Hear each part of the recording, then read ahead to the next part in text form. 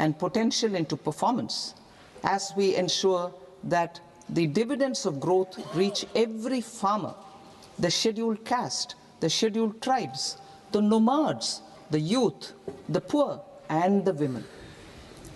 In Vikasit Bharat Young Leaders Dialogue 2026, several innovative ideas were shared with our Prime Minister, which have inspired many of the proposals, making this a unique Yuva Shakti-driven budget.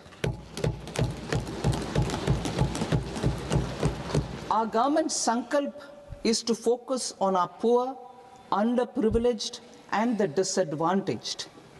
To deliver on this sankalp, and given that this is the first budget prepared in Kartavya Bhavan, we are inspired by three Kartavya. Our first Kartavya is to accelerate and sustain economic growth by enhancing productivity and competitiveness and building resilience to volatile global dynamics. Our second Kartavya is to fulfill aspirations of our people and build their capacity, making them strong partners in India's path to prosperity. Our third Kartavya, aligned with our vision of Sabka Saath, Sabka Vikas, is to ensure that every family, community, region, and sector has access to resources, amenities, and opportunities for meaningful participation. This threefold approach requires a supportive ecosystem. The first requirement is to sustain the momentum of structural reforms, continuous, adaptive, and forward-looking. Second, a robust and resilient financial sector is central to mobilizing savings, allocating capital efficiently, and managing risks. Third, cutting-edge technologies, including AI applications, can serve us as force multipliers for better governance. Reform Express. Our government has undertaken comprehensive reforms towards creating employment, boosting productivity, and accelerating growth. After the Prime Minister's announcement on Independence Day in 2025, over 350 reforms have been rolled out. This includes GST simplification, notification of labor codes, and rationalization of mandatory quality control orders. High-level committees have been formed, and in parallel, the central government is working with the state governments on deregulation and reducing compliance requirements. The Reform Express is well on its way and will maintain its momentum to help us fulfill our Kartavya. I now move to specific proposals. Under our first Kartavya, to accelerate and sustain economic growth, I propose interventions in 6 areas. 1. Scaling up manufacturing in 7 strategic and frontier sectors. 2. Rejuvenating legacy industrial sectors. 3. Creating champion MSMEs. 4. Delivering a powerful push for infrastructure. 5. Ensuring long-term security and stability. And 6. Developing city economic regions. Scaling up of manufacturing in 7 strategic and frontier sectors. Biopharma Shakti, meaning biopharma strategy for health advancement through knowledge, technology, and innovation. India's disease burden is observed to be shifting towards non-communicable diseases like diabetes, cancer, and autoimmune disorders. Biologic medicines are key to longevity and quality of life at affordable costs. To develop India as a global biopharma manufacturing hub,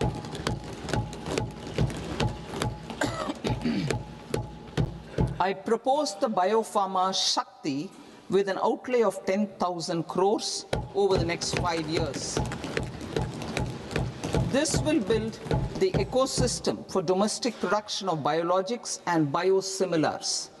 The strategy will include a biopharma-focused network with 3 new national institutes of pharmaceutical education and research, popularly known as NIPERs, and upgrading 7 existing ones. It will also create a network of 1,000 accredited India clinical trials sites. We propose to strengthen the Central Drug Standard Control Organization to meet global standards and approve timeframes through and approval timeframes through a dedicated scientific review cadre and specialists. India's Semiconductor Mission 1.0 expanded India's semiconductor sector capabilities. Building on this, we will launch ISM 2.0 to produce equipment and materials, design full-stack Indian IP, and fortify supply chains. We will also focus on industry-led research and training centers to develop technology and skilled workforce. The Electronics Components Manufacturing Scheme, launched in April 2025 with an outlay of 22,919 crores, already has investment commitments at double the targets. We propose to increase the outlay to 40,000 crores to capitalize on this momentum.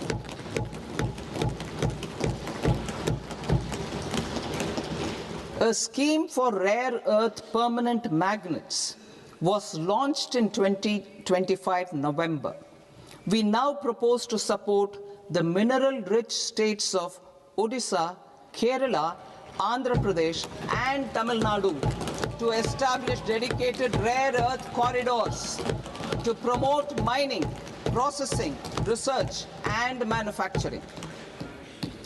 To enhance domestic chemical production and reduction import dependency and reduce import dependency, we will launch a scheme to support states in establishing 3 dedicated chemical parks through challenge route on a cluster-based plug-and-play model. Strong capital goods.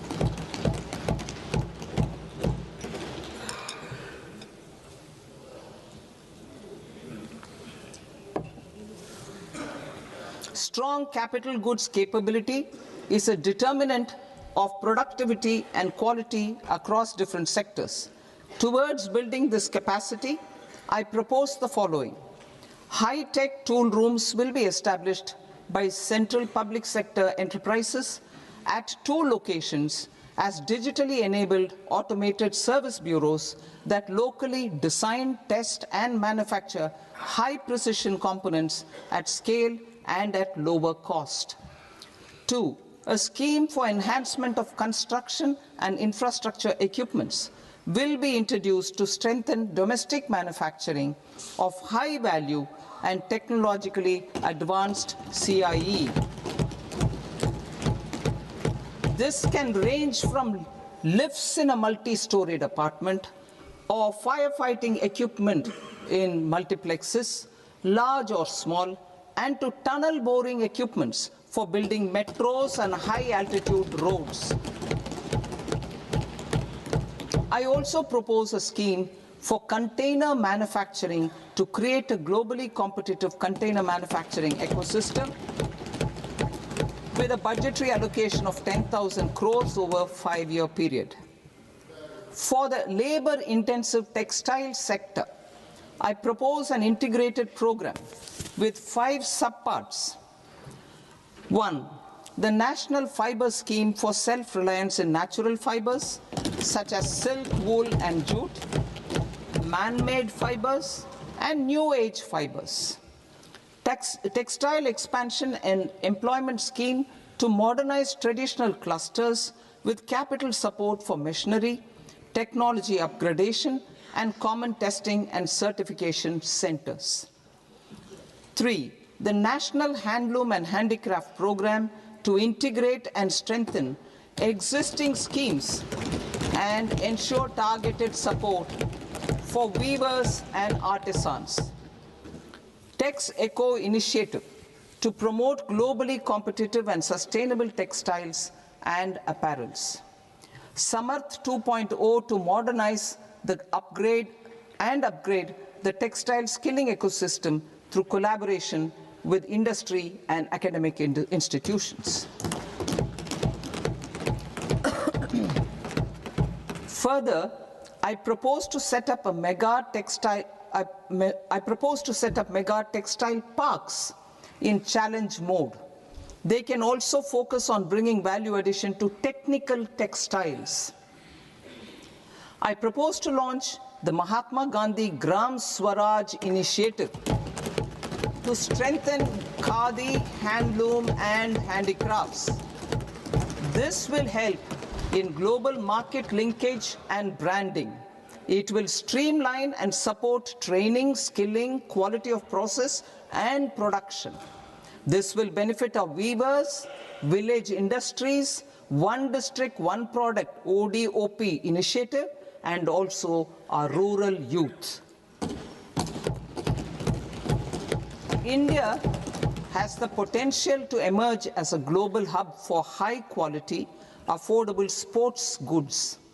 I propose a dedicated initiative for sports goods that will promote manufacturing, research, and innovation in equipment design, as well as material sciences.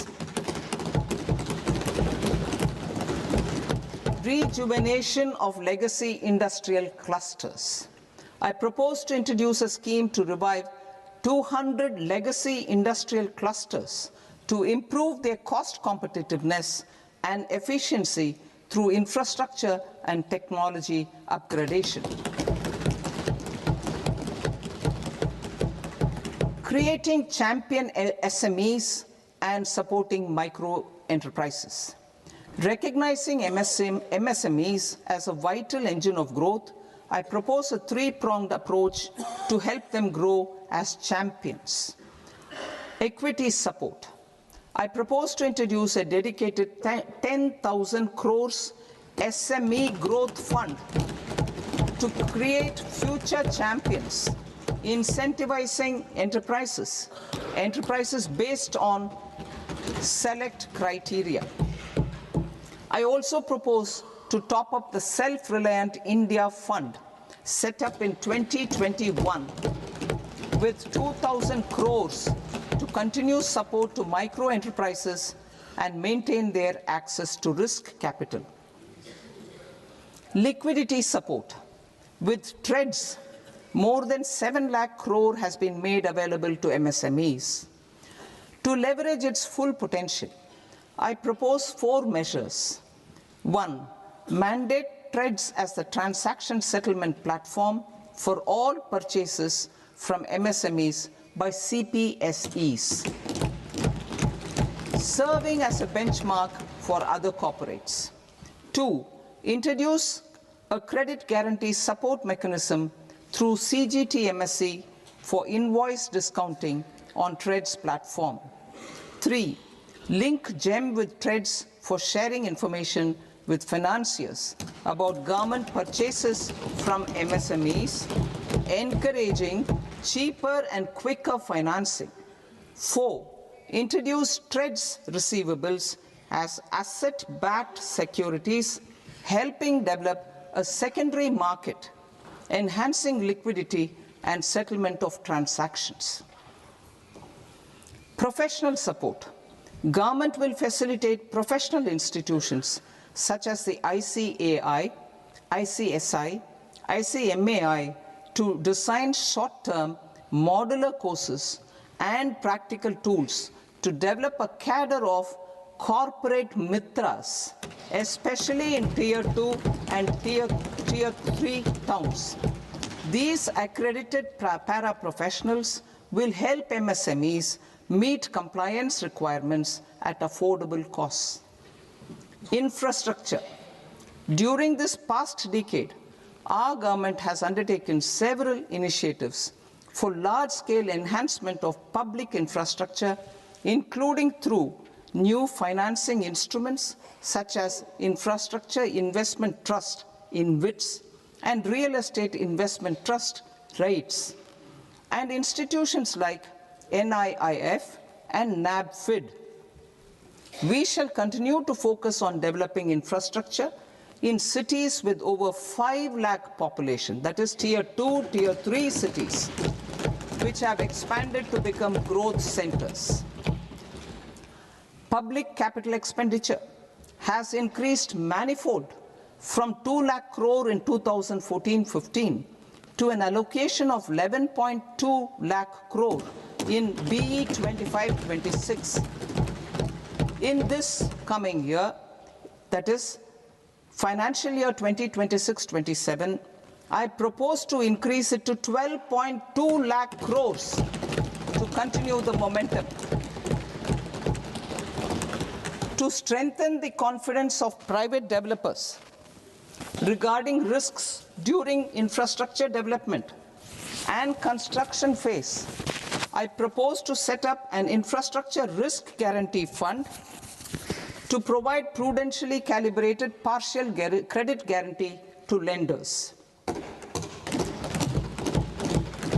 Over the years, REITs have emerged as a successful instrument for asset monetization.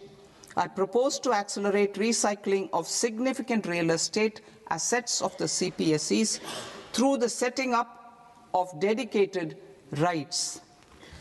To promote environmentally sustainable movement of cargo, I propose to 1. Establish new dedicated freight corridors connecting Dankuni in the east to Surat in the west. Operationalize 20 new national waterways over the next 5 years, starting with National Waterways 5 in Orissa to connect mineral-rich areas of Talcher and Angul and industrial centers like Kalinga Nagar to the ports of Paradeep and Dhamra. Training institutes will be set up as regional centers of excellence for development of required manpower for these waterways. This will benefit youth in the entire stretch of the waterways to train and acquire skills. Further, a ship repair ecosystem catering to inland waterways will also be set up at Varanasi and Patna. And C, launch a coastal cargo promotion scheme for incentivizing a modal shift from rail to road to increase the share of inland waterways and coastal shipping from 6% to 12% by 2047. To enhance last mile and remote connectivity and promote tourism, I propose to give incentives to indigenize manufacturing of seaplanes. A seaplane VGF scheme will be also introduced to provide support for operations. Carbon capture, utilization and storage. Aligning with the roadmap launched in December 2025, the carbon capture, utilization and storage technologies at scale will achieve higher readiness and in end-use application across 5 industrial sectors, including power, steel, cement, refineries, and chemicals. An outlay of 20,000 crore is proposed over the next 5 years for this purpose. City economic regions. Cities are India's engines of growth, innovation, and opportunities. We shall now focus on Tier 2, Tier 3 cities, and even temple towns, which need modern infrastructure and basic amenities. This budget aims to further amplify the potential of cities to deliver the economic power of agglomerations by mapping city economic regions based on their specific growth drivers. An allocation of 5,000 crore per CER over 5 years is proposed for implementing their plans through a challenge mode with a reform-cum result-based financing mechanism. In order to promote environmentally sustainable passenger systems, we will develop 7 high-speed rail corridors between cities as growth connectors, namely Mumbai to Pune, Pune to Hyderabad, Hyderabad to Bengaluru, Hyderabad to Chennai, Chennai to Bengaluru, Delhi to Varanasi, Varanasi to Siliguri.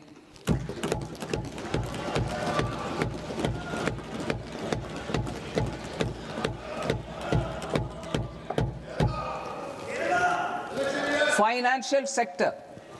The Indian banking sector today is characterized by strong balance sheet, historic highs in profitability, improved asset quality, and coverage exceeding 98% of villages in the country. At this juncture, we are well placed to futuristically evaluate the measures needed to continue on the path of reform-led growth of this sector. I propose setting up a high-level committee on banking for Vikasit Bharat.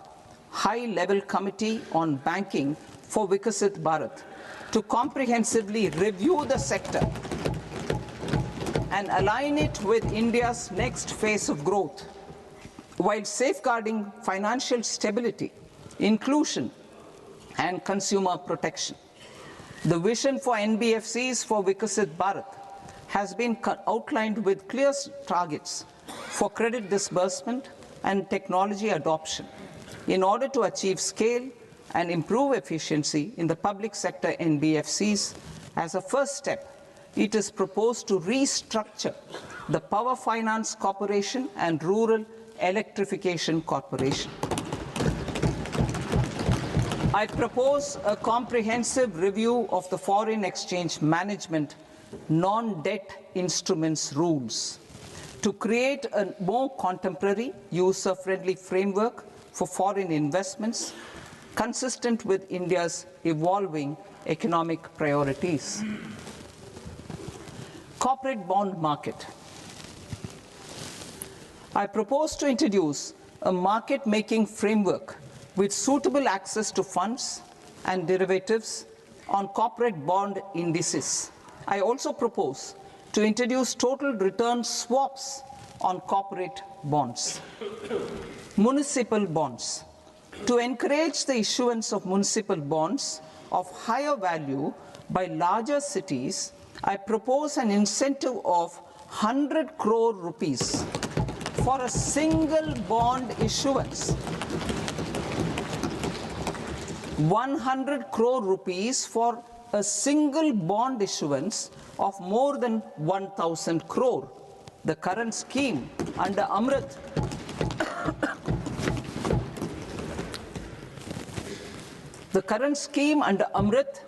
which incentivizes issuances up to 200 crores only, will also continue to support smaller and medium towns. That will also continue to support the smaller and medium towns. Ease of doing business. Individual persons resident outside India, PROI, will be permitted to invest in equity instruments of listed Indian companies through the Portfolio Investment Scheme. It is also proposed to increase the investment limit for an individual PROI under the scheme from 5% to 10%, with an overall investment limit for all individual PROIs to 24% from the current 10%. Emerging technologies including AI. 21st century is technology-driven. Adoption of technology is for the benefit of all people. Farmers in the field, women in STEM, youth keen to upskill, and Divyangjan to access newer opportunities. The government has taken several steps to support new technologies through AI Mission, National Quantum Mission, Anusandhan National Research Fund, and Research and Development and Innovation Fund. Our second kartavya is to fulfill aspirations and build capacities. Close to 25 crore individuals have come out of multi-dimensional poverty through a decade of our government's sustained and reform-oriented efforts.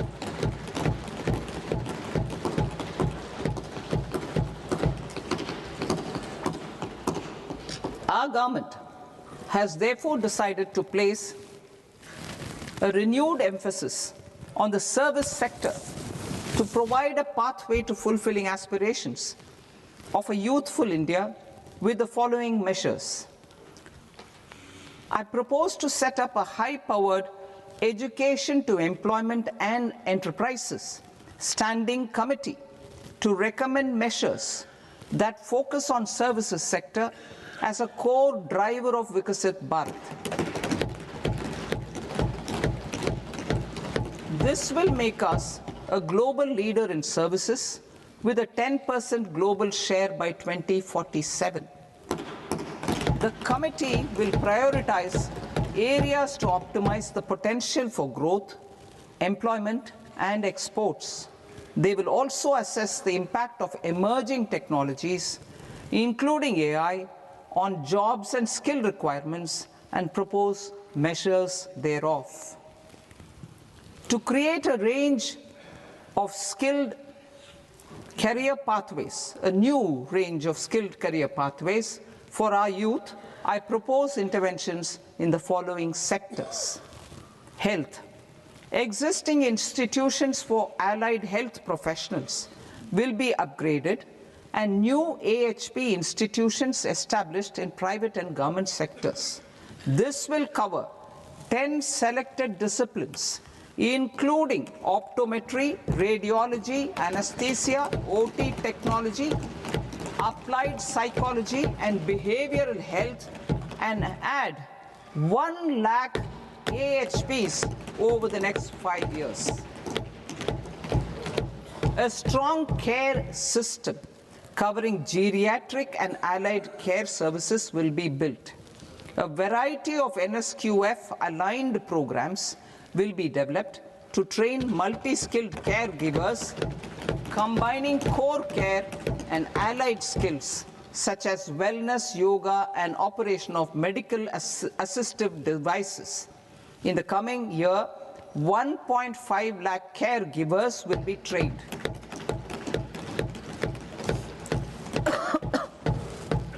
Hubs for medical value tourism. To promote India as a hub for medical tourism services, I propose to launch a scheme to support states in establishing 5 regional medical hubs in partnership with the private sector. These hubs will serve as integrated healthcare complexes that combine medical, educational, and research facilities. They will have Ayush centers, medical value tourism facilitation centers, and infrastructure for diagnostics, post-care, and rehabilitation. These hubs will provide diverse opportunities, job opportunities for health professionals, including doctors and AHPs. Ancient Indian yoga, already respected in several parts of the world, was given a mass global recognition when Honorable Prime Minister took it to the UN. Post-COVID, Ayurveda gained a similar global acceptance and recognition. Exporting quality Ayurveda products helps farmers who grow the herbs and youth who process the products. To meet growing global demand, a few more steps are being taken. I propose to 1. Set up 3 new All India Institutes of Ayurveda. 2.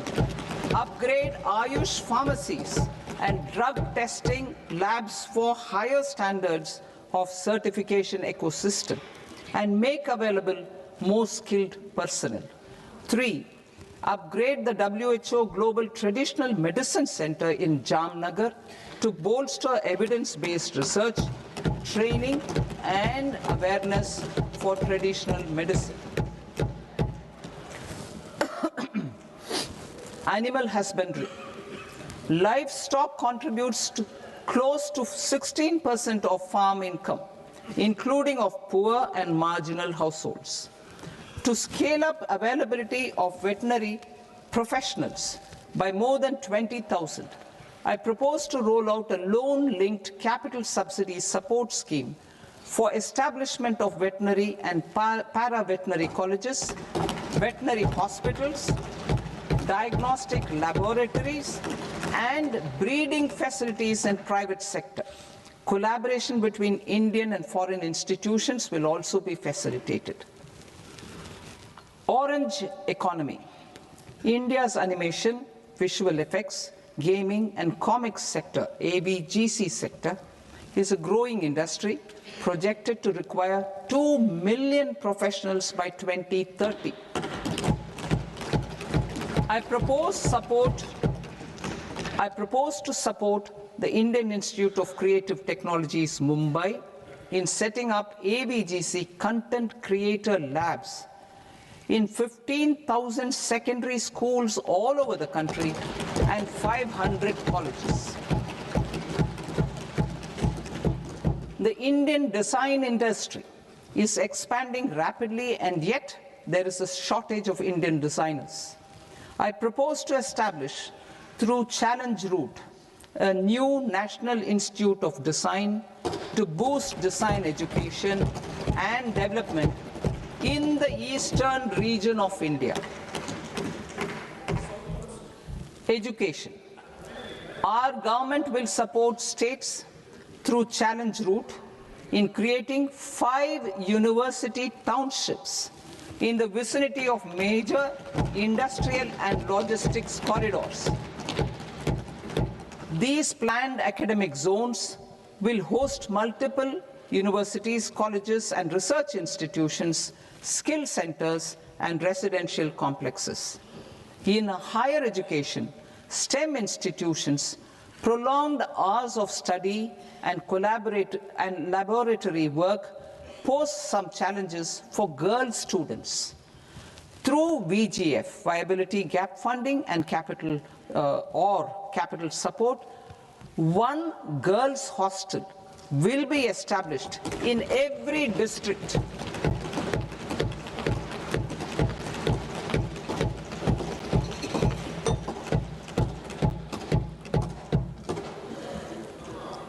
To promote astrophysics and astronomy via immersive experiences, 4 telescope infrastructure facilities will be set up or upgraded. The National Large Solar Telescope, the National Large Optical Infrared Telescope, the Himalayan Chandra Telescope, and the Cosmos 2 Planetarium. Tourism.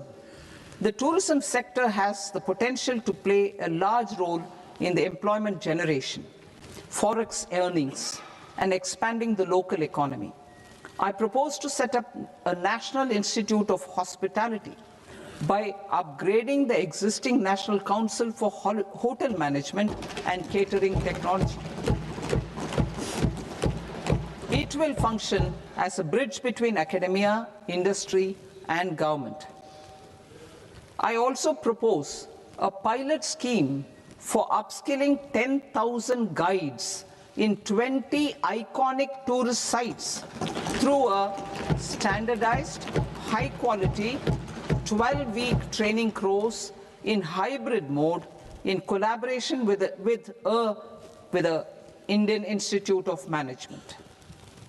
A national destination digital knowledge grid will be established to digitally document all places of significance, cultural, spiritual, and heritage. This initiative will create a new ecosystem of jobs for local researchers, historians, content creators, and technology partners. India has the potential and opportunity to offer world-class trekking and hiking experience. We will develop ecologically sustainable mountain trails in Himachal Pradesh, Uttarakhand, and Jammu Kashmir. Also in Araku Valley in the Eastern Ghats and Podigai Malai in the Western Ghats. Turtle trails along key nesting sites in the coastal areas of Odisha, Karnataka and Kerala. And 3, bird watching trails along the Pulikat Lake in Andhra Pradesh, Tamil Nadu. It's on the border. Under the visionary leadership of Honorable Prime Minister, we established the International Big Cat Alliance in 2024. This year, India is hosting the first ever Global Big Cat Summit, where heads of governments and ministers from 95 range countries will deliberate on collective strategies for conservation. Heritage and culture tourism. I propose to develop 15 archaeological sites, including Lothal, Dolavira, Rakhi Gadi, Adichanallur, Saranath, Hastinapur, and Leh Palace into vibrant experiential cultural destinations. Excavated landscapes will be open to the public through curated walkways. Immersive storytelling skills and technologies will be introduced to help conservation labs, interpretation centers, and guides. The sports sector provides multiple means of employment, skilling, and job opportunities. Taking forward the systematic nurturing of sports talent, which is set in motion through the Khelo India program earlier, I propose to launch a Khelo India mission to transform the sports sector over the next decade. The mission will facilitate an integrated talent development pathway supported by training centers, which are foundational, intermediate, and elite levels. B, systematic development of coaches and support staff. C, integration of sports science and technology. D, competitions and leagues to promote sports culture and provide platforms. And E, development of sports infrastructure for training and competition. Our third Kartavya aligns with our vision of Sabka Saath, Sabka Vikas towards Vikasit Bharat.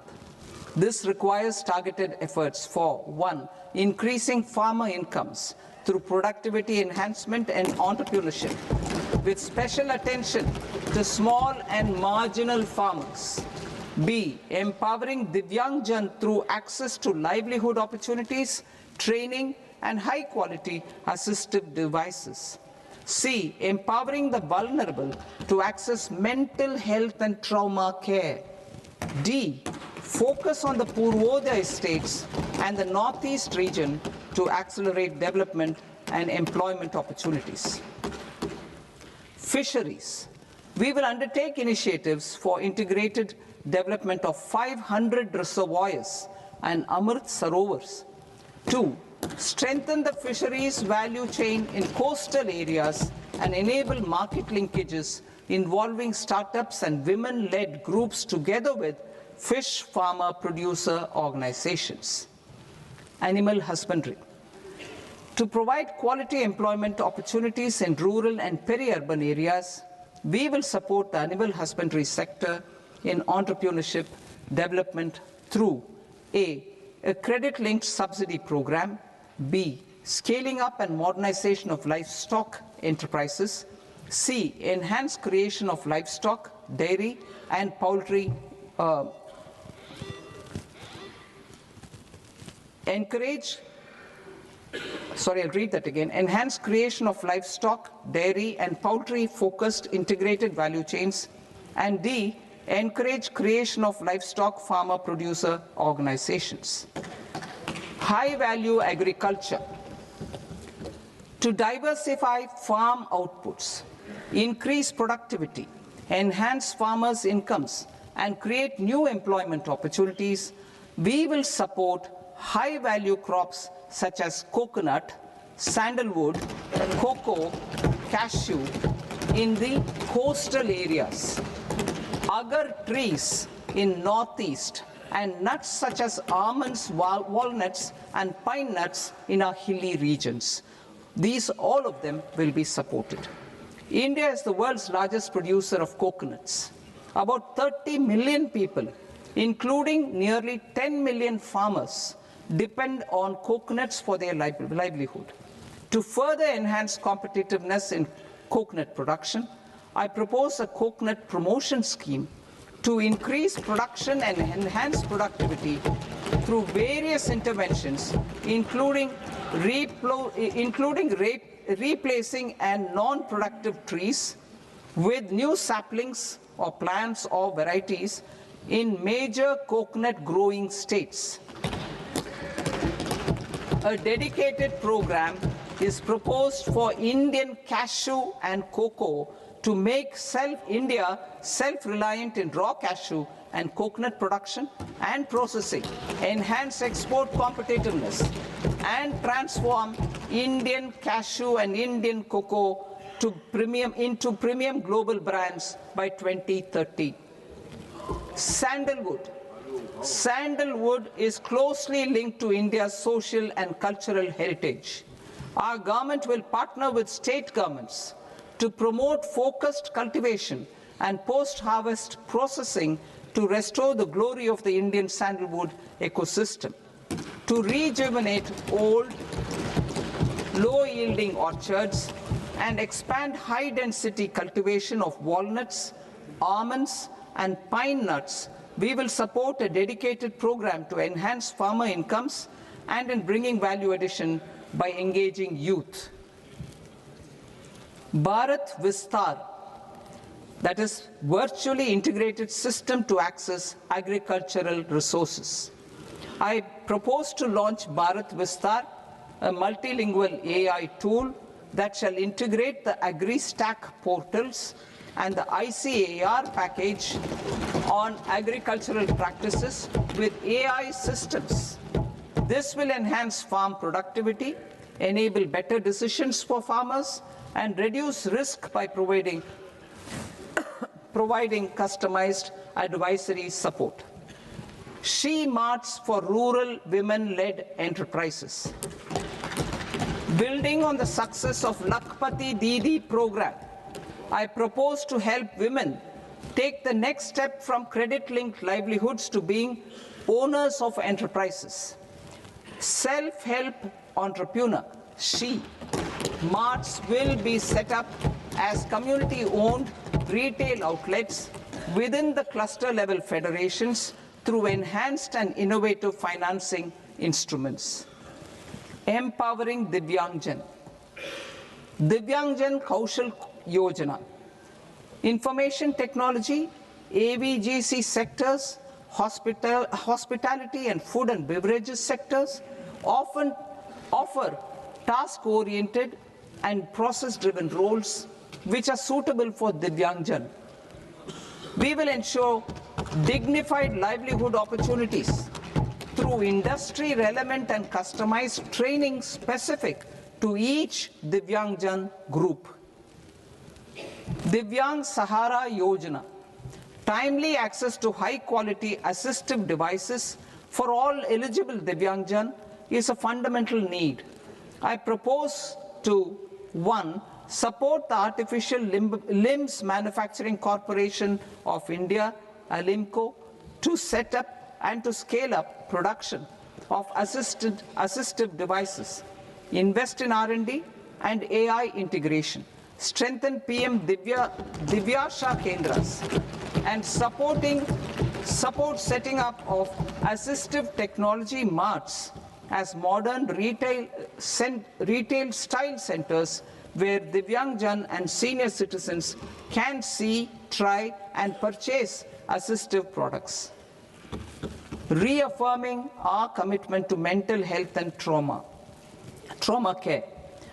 There are no national institutes for mental health care in North India.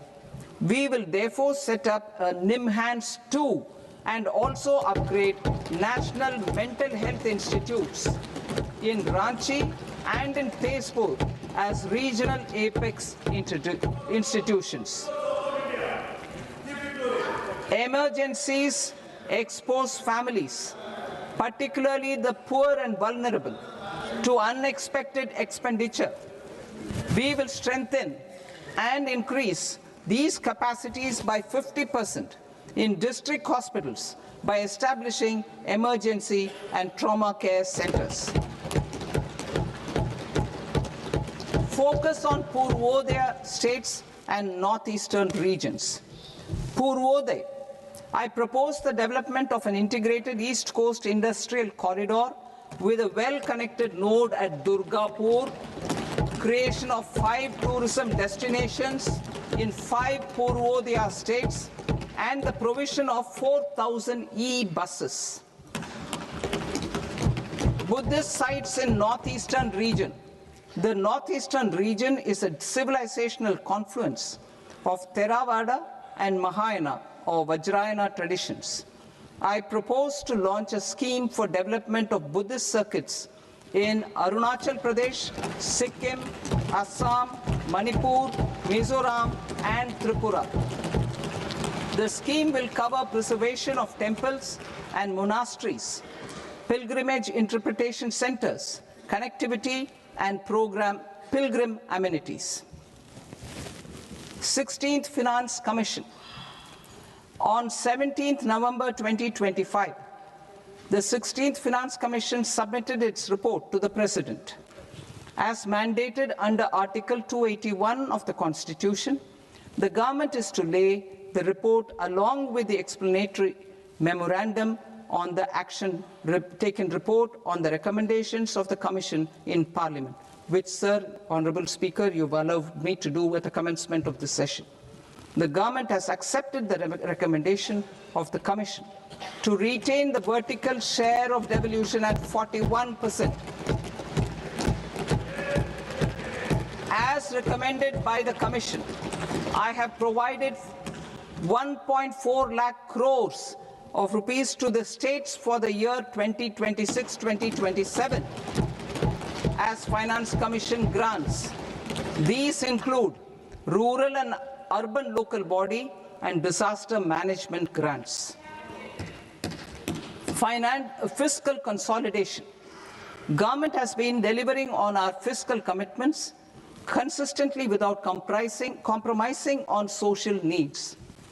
To strive towards accepted standards of fiscal management in Budget 25-26, I had indicated that the central government would target reaching a debt to GDP ratio of 50 plus or minus 1% by 2030-31.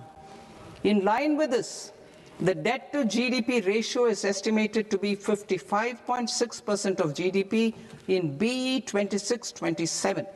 compared to 56.1% of GDP in RE 25-26.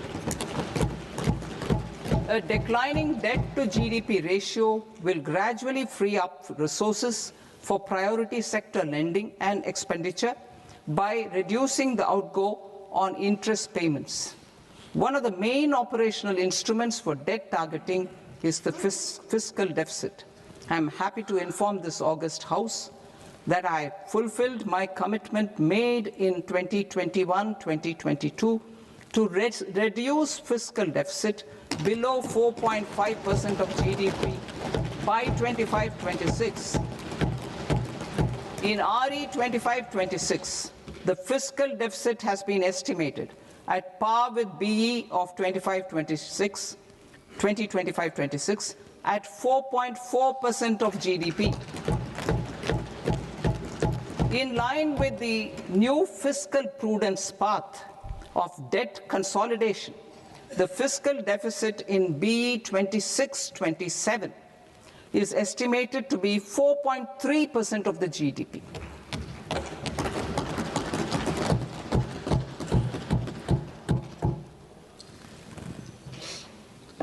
The revised estimates of the non-debt receipts are 34 lakh crore rupees, of which the centre's net tax receipts are 26.7 lakh crore.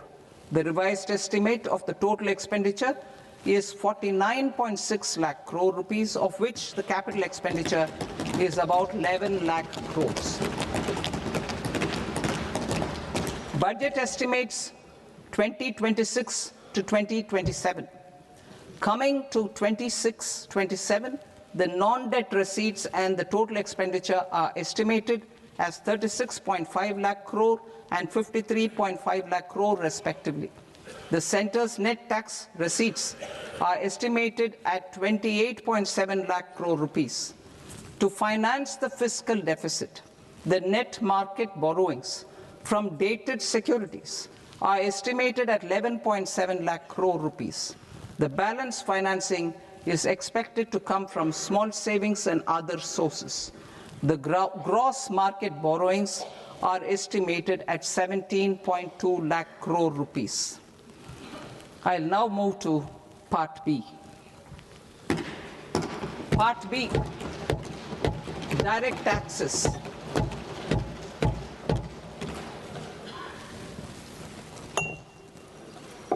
Honorable Speaker, sir, I now present my proposals on direct taxes. New Income Tax Act.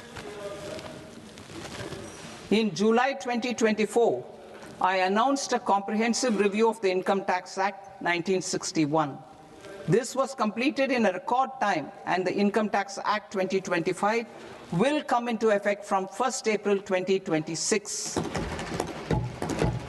The simplified income tax rules and forms will be notified shortly, giving adequate time to taxpayers to acquaint themselves with its requirements. The forms have been redesigned such that ordinary citizens can comply without difficulty. Ease of living. I propose that any interest awarded by the Motor Accident Claims Tribunal to a natural person will be exempt from income tax, and any TDS on this account will be done away with. I propose to reduce TCS rate on the sale of overseas tour program package from the current 5% and 20% to 2% without any stipulation of amount. I propose to reduce TCS rate for pursuing education and for medical purposes under the Liberalized Remittance Scheme, popularly known as LRS, from 5% to 2%. Supply of manpower services is proposed to be specifically brought within the ambit of payment to contractors for the purpose of TDS to avoid ambiguity. Thus, TDS on these services will be at the rate of either 1% or 2% only. I propose a scheme for small taxpayers, wherein a rule-based automated process will enable obtaining a lower or nil deduction certificate instead of filing an application with the assessing officer. For the ease of taxpayer holding securities in multiple companies, I propose to enable depositories to accept Form 15G or Form 15H from the investor and provide it directly to various relevant companies. I propose to extend time available for revising returns from 31st December to up to 31st March with the payment of a nominal fee.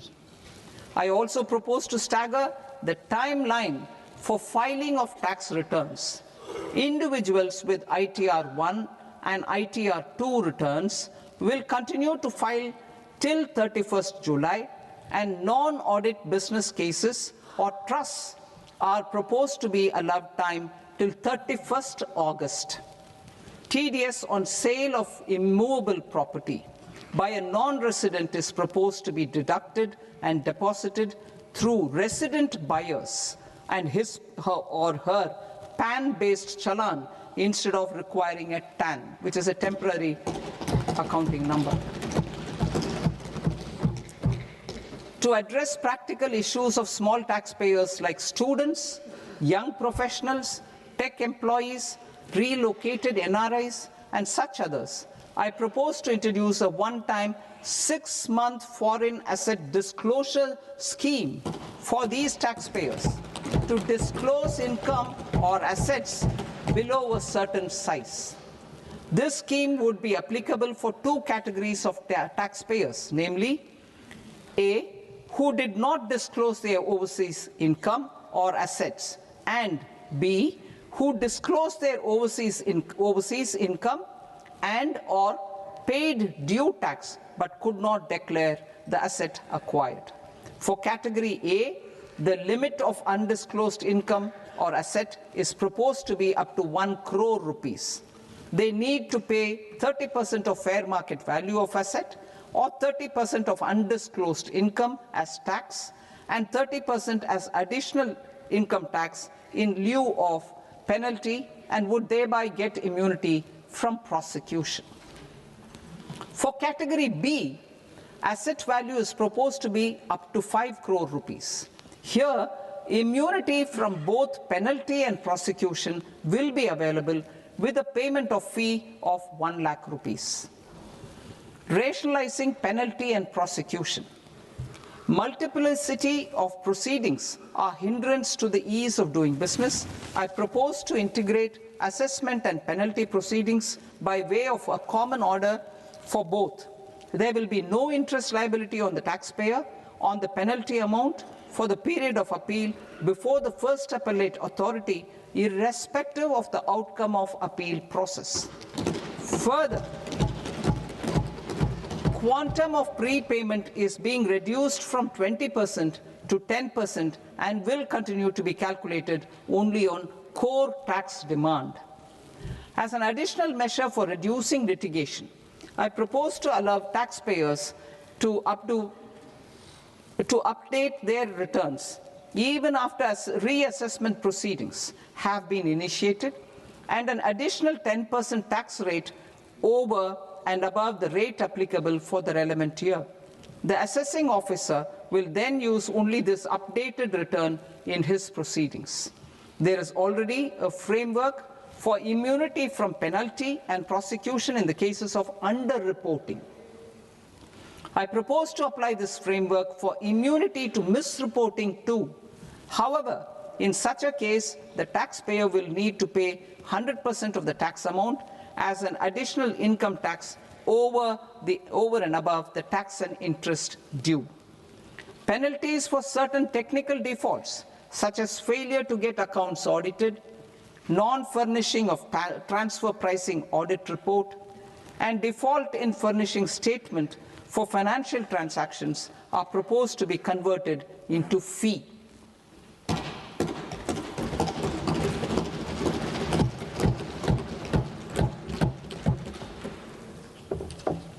I propose to rationalize prosecution framework under Income Tax Act while maintaining a careful balance for deterrence in some serious offence. Non-production of books of account and documents and requirement of TDS payment where payment is made in kind are being decriminalized. Further, minor offences will attract fine only. The remaining prosecutions will be graded commensurate with the quantum of offence. They will entail only simple imprisonment with maximum imprisonment reduced to 2 years and power to courts to convert even those into fines. There is no penalty. There is no penalty presently for non-disclosure of non-immovable foreign assets with aggregate value less than 20 lakh rupees. I propose to also provide them with immunity from prosecution with retrospective effect from 1/10/2024.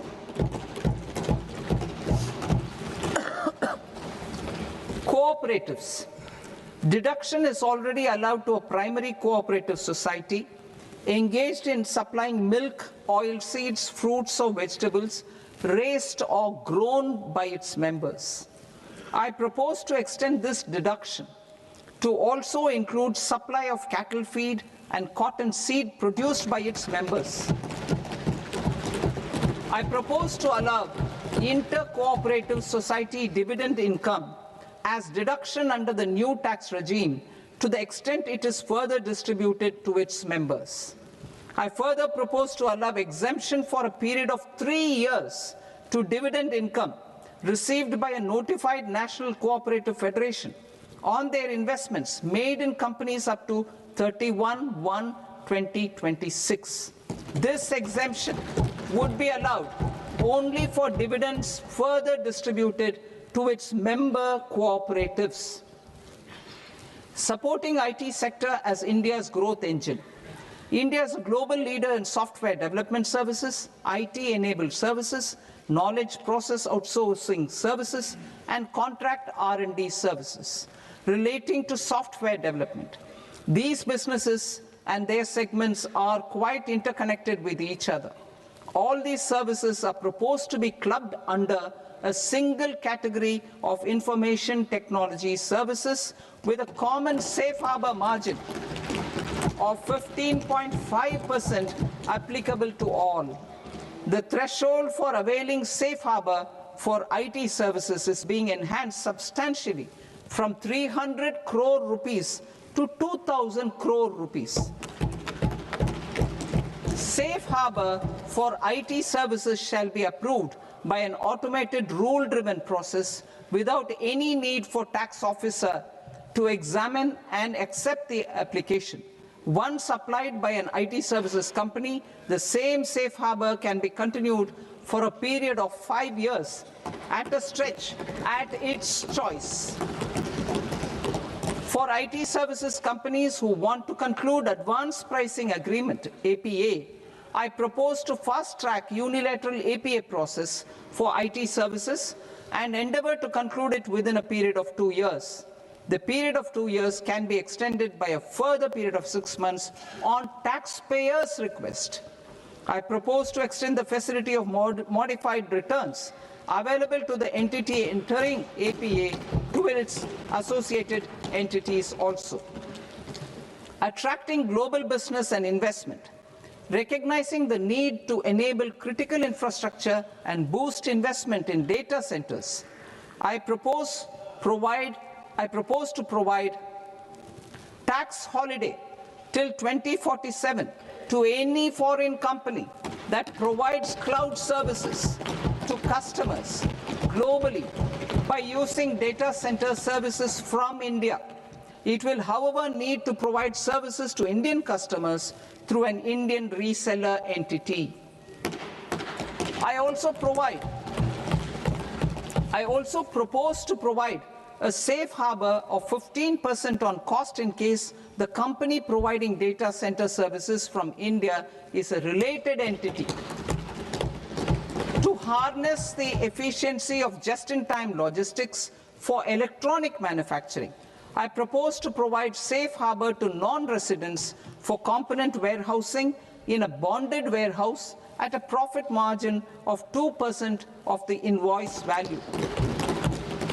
The resultant tax of about 0.7% will be much lower than in competing jurisdictions.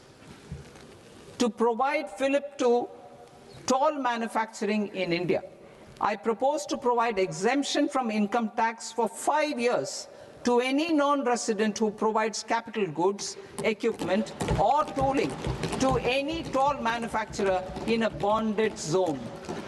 To encourage vast pool of global talent to work in India for a longer period of time, I propose to provide exemption to global, non-India sourced income of a non-resident expert for a stay period of 5 years under notified schemes. I propose to provide exemption from minimum alternate tax, the MAT, to all non-residents who pay tax on presumptive basis. Tax administration. I propose to constitute a joint committee of Ministry of Corporate Affairs and Central Board of Direct Taxes for incorporating the requirements of income computation and disclosure standards, the ICDS, in the Indian Accounting Standards, IND AS itself. Separate accounting requirement based on ICDS will be done away with from the tax year 27-28. To support Prime Minister Modi's vision of homegrown accounting and advisory firms to become global leaders, I propose to rationalize the definition of accountant for the purposes of safe harbor rules. Other tax proposals. Change in taxation of buyback was brought in to address the improper use of buyback route by promoters. In the interest of minority shareholders, I propose to tax buyback for all types of shareholders as capital gains. However, to disincentivize misuse of tax arbitrage, promoters will pay an additional buyback tax. This will make effective tax 22% for corporate promoters. For non-corporate promoters, the effective tax will be 30%. TCS rate for sellers of specific goods, namely alcoholic liquor, scrap, and minerals, will be rationalized to 2%, and that on tendu leaves will be reduced from 5% to 2%. I propose to raise the STT on futures to 0.05% from the present 0.02%. STT on options premium and exercise of options are both proposed to be raised to 0.15% from the present rate of 0.1% and 0.125% respectively. We reformed the taxation landscape for corporates in 2019 by providing them a simplified regime with lower tax rate so that they could productively focus on business rather than on claim of deductions and exemptions. To encourage companies to shift to the new regime, set-off of brought forward MAT credit, minimum alternate tax credit, is proposed to be allowed to companies only in the new regime. Set-off using available MAT credit is proposed to be allowed to an extent of 1/4 of the tax liability in the new regime. MAT is proposed to be made final tax, so there will be no further credit accumulation from 1st April 2026. In line with this change, the rate of final tax is being reduced to 14% from the current MAT rate of 15%. The brought forward MAT credit of taxpayers accumulated till 30th March 2026 will continue to be available to them for set-off as above. Indirect taxes. I shall now take up proposals related to indirect taxes.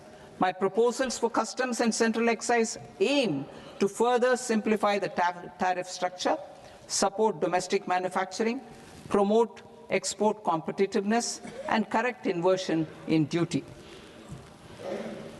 To continue weeding out long-continuing customs duty exemptions, I propose to remove certain exemptions on items which are being manufactured in India or where the imports are negligible.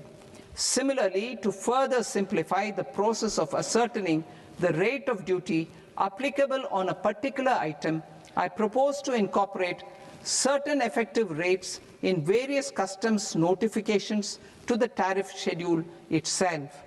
I shall now take up sector-specific proposals. Promotion of exports of marine, leather, and textile products. I propose to increase the limit for duty-free imports of specified inputs used for processing seafoods for export from the current 1% to 3% of FOB value of the previous year's export turnover. I also propose to allow duty-free imports of specified inputs which is currently available for exports of leather or synthetic footwear, to exports of shoe uppers as well. I propose to extend the time period for export of final product from the existing 6 months to 1 year for exporters of leather or textile garments, leather or synthetic footwear, and other leather products. Energy transition and security. I propose to extend the basic customs duty exemption given to capital goods used for manufacturing lithium-ion cells for batteries to those used for manufacturing lithium-ion cells for battery energy storage systems also. I propose to exempt basic customs duty on import of sodium antimonate for use in manufacture of solar glass. Nuclear power. I propose to extend the existing basic customs duty exemption on imports of goods required for nuclear power projects till the year 2035 and expand it for all nuclear plants irrespective of their capacity. Critical minerals. It is proposed to provide basic customs duty exemption to the import of capital goods required for the processing of critical minerals in India. Biogas blended CNG. I propose to exclude the entire value of biogas while calculating the central excise duty payable on biogas blended CNG. Civil and defense aviation. I propose to exempt basic customs duty on components and parts required for the manufacture of civilian training and other aircrafts.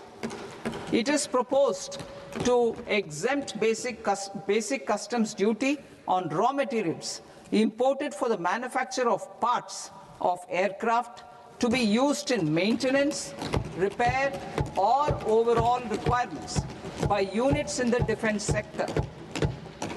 Electronics. To deepen value addition in the consumer electronics sector, I propose to exempt basic customs duty on specified parts used in the manufacture of microwave ovens. Special economic zone.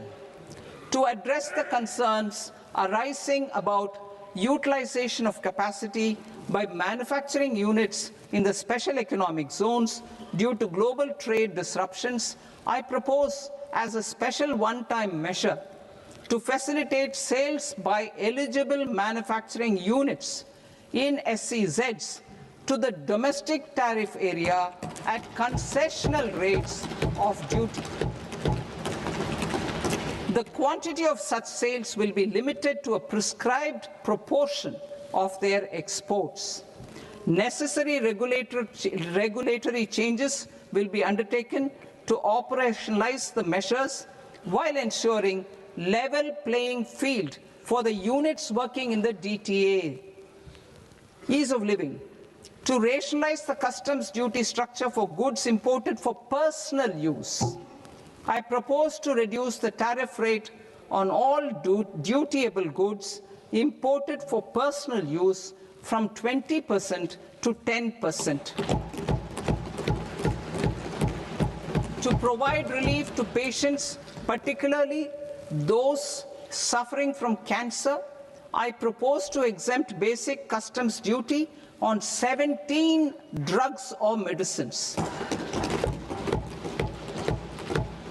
I propose also to add 7 more rare diseases for the purposes of exempting import duties on personal imports of drugs, medicines, and food for special medical purposes used in their treatment. Customs process. India's role and share in the global trade is poised for a major leap in line with our ambition and journey towards Viksit Bharat. In this regard, I propose many measures for custom processes to have minimal intervention for smoother and faster movement of goods and greater certainty to the trade. Trust-based systems. I propose to enhance duty deferral period for Tier 2 and Tier 3 authorized economic operators, known as AEOs, from 15 days to 30 days. I propose to provide eligible manufacturer importers the same duty deferral facility. This should encourage them to get themselves accredited as a full-fledged Tier 3 AEO in due course.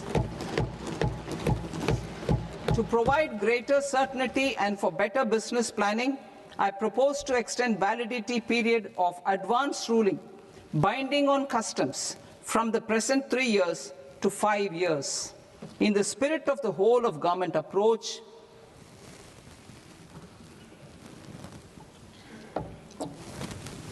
government agencies will be encouraged to leverage AEO accreditation for preferential treatment in clearing their cargo. Regular importers with trusted, long-standing supply chains will be recognized in the risk system so that the need for verification of their cargo every time can be minimized. Export cargo using electronic sealing.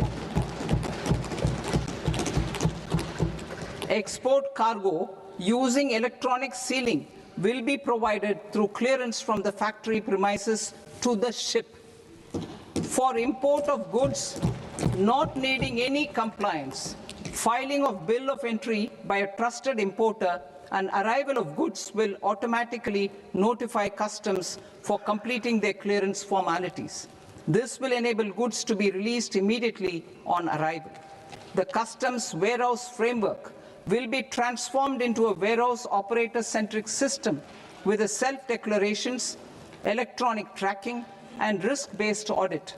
These reforms will move away from the current system of officer-dependent approvals and reduce transaction delays and compliance costs. Ease of doing business. Approvals required for cargo clearance from various government agencies will be seamlessly processed through a single and interconnected digital window by the end of the financial year. Processes involved in clearance of food, drugs, plant, and animal and wildlife products, accounting for about 70% of interdicted cargo, will be operationalized on this system by April 2026 itself. For goods not having any compliance requirement, clearance will be done by customs immediately after online registration is completed by the importer, subject to the payment of duty. Customs integrated system will be rolled out in 2 years as a single integrated and scalable platform for all customs processes. Utilization of non-intrusive scanning with advanced imaging and AI technology for risk assessment will be expanded in a phased manner with the objective to scan every container across all the major ports. New export opportunities to support Indian fishermen to fully harness the economic value of marine resources beyond our territorial waters. The following measures will be taken. A. Fish catch by an Indian fishing vessel in exclusive economic zone or on the high seas will be made free of duty. Landing of such fish on foreign port will be treated as export of goods. Safeguards will be put in place to prevent misuse during fish catch, transit, or transshipment. To support aspirations of India's small businesses, artisans, and startups to access global markets through e-commerce, I am pleased to announce complete removal of the current value cap of 10 lakh rupees per consignment on courier exports. In addition, handling of rejected and returned consignments will be improved with effective use of technology for identifying such consignments.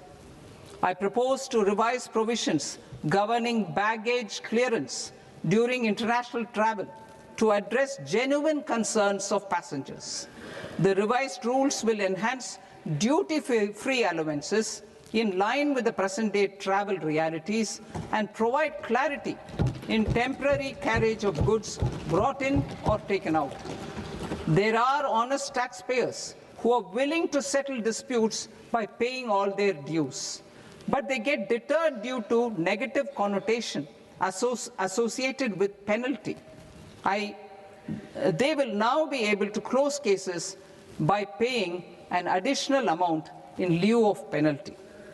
Honorable Speaker, sir, with this, I commend the budget to this august House. Jai Hind.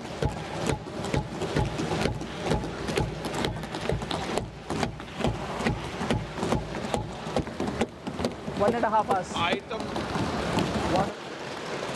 Item number 3 माननीय वित्त मंत्री जी।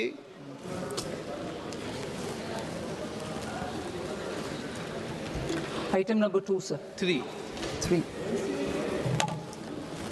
Sir, with your permission, I rise to lay on the table of the following statements under Section 3(1) of the Fiscal Responsibility and Budget Management Act of 2003.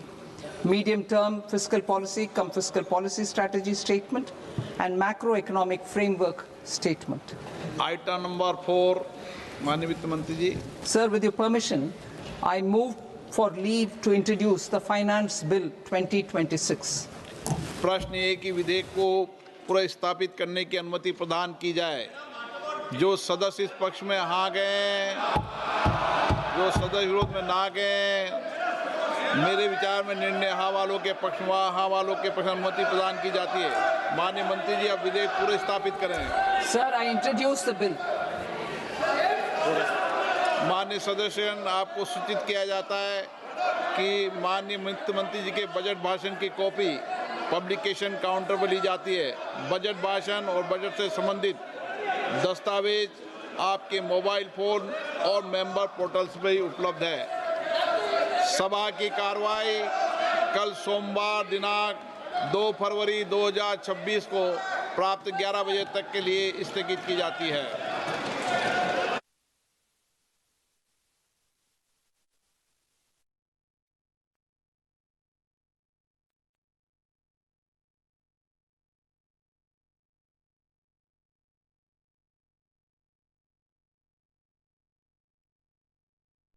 For all nuclear plants, irrespective of their capacity. Critical minerals. It is proposed to provide basic customs duty exemption to the import of capital goods required for the processing of critical minerals in India. Biogas blended CNG. I propose to exclude.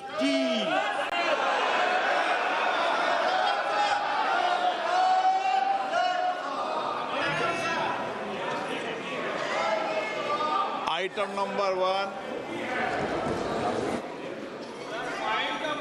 माननीय वित्त मंत्री Shrimati Nirmala Sitharaman ji.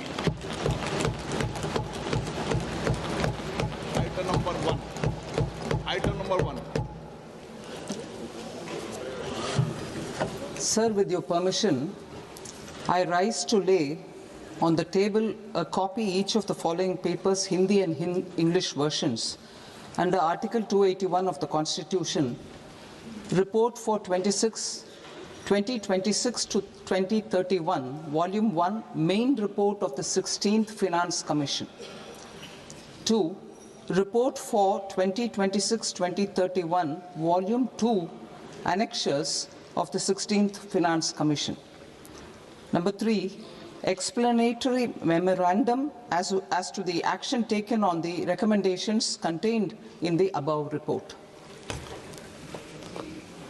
Item number 2 माननीय वित्त मंत्री निर्मला सीतारमन जी।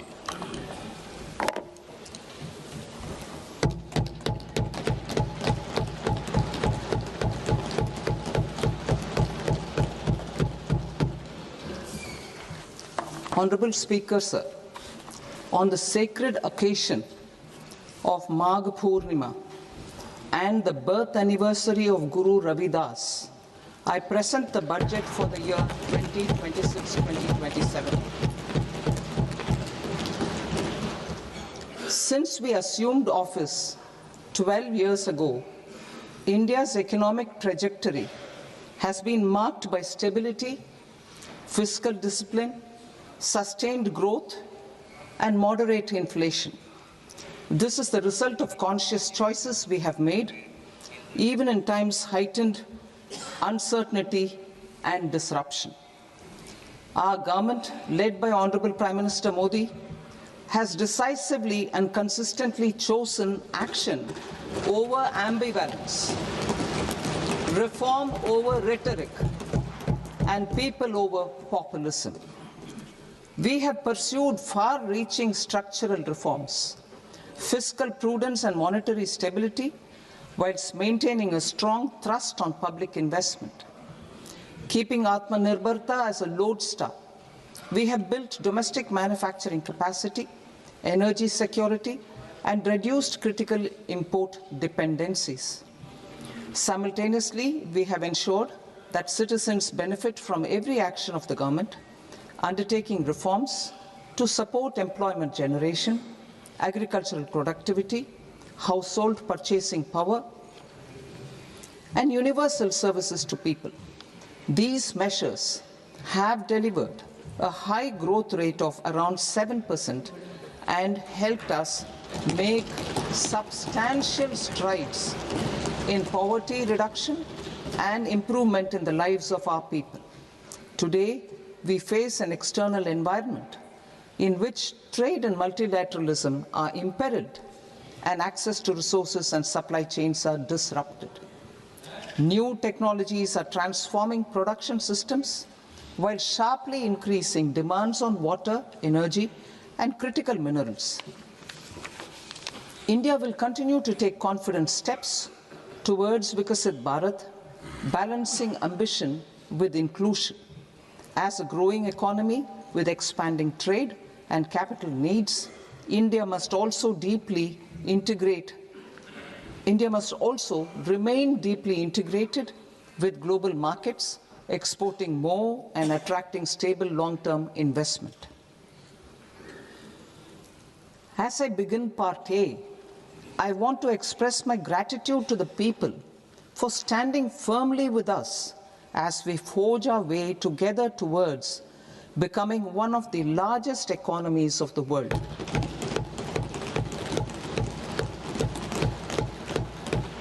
Our aim is to transform aspiration into achievement and potential into performance as we ensure that the dividends of growth reach every farmer, the scheduled caste, the scheduled tribes, the nomads, the youth, the poor, and the women. In Vikasit Bharat Young Leaders Dialogue 2026, several innovative ideas were shared with our Prime Minister, which have inspired many of the proposals, making this a unique Yuva Shakti-driven budget. Our government's sankalp is to focus on our poor, underprivileged, and the disadvantaged. To deliver on this sankalp, and given that this is the first budget prepared in Kartavya Bhavan, we are inspired by three Kartavya. Our first Kartavya is to accelerate and sustain economic growth by enhancing productivity and competitiveness and building resilience to volatile global dynamics. Our second Kartavya is to fulfill aspirations of our people and build their capacity, making them strong partners in India's path to prosperity. Our third Kartavya, aligned with our vision of Sabka Saath, Sabka Vikas, is to ensure that every family, community, region, and sector has access to resources, amenities, and opportunities for meaningful participation. This threefold approach requires a supportive ecosystem The first requirement is to sustain the momentum of structural reforms, continuous, adaptive, and forward-looking. Second, a robust and resilient financial sector is central to mobilizing savings, allocating capital efficiently, and managing risks. Third, cutting-edge technologies, including AI applications, can serve us as force multipliers for better governance. Reform Express. Our government has undertaken comprehensive reforms towards creating employment, boosting productivity, and accelerating growth. After the Prime Minister's announcement on Independence Day in 2025, over 350 reforms have been rolled out. This includes GST simplification, notification of labor codes, and rationalization of mandatory quality control orders. High-level committees have been formed, and in parallel, the central government is working with the state governments on deregulation and reducing compliance requirements. The Reform Express is well on its way and will maintain its momentum to help us fulfill our kartavya. I now move to specific proposals. Under our first kartavya, to accelerate and sustain economic growth, I propose interventions in 6 areas. 1.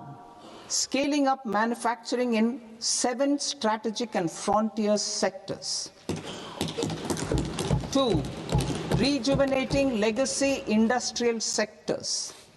3. Creating champion MSMEs. 4. Delivering a powerful push for infrastructure. 5. Ensuring long-term security and stability. And 6. Developing city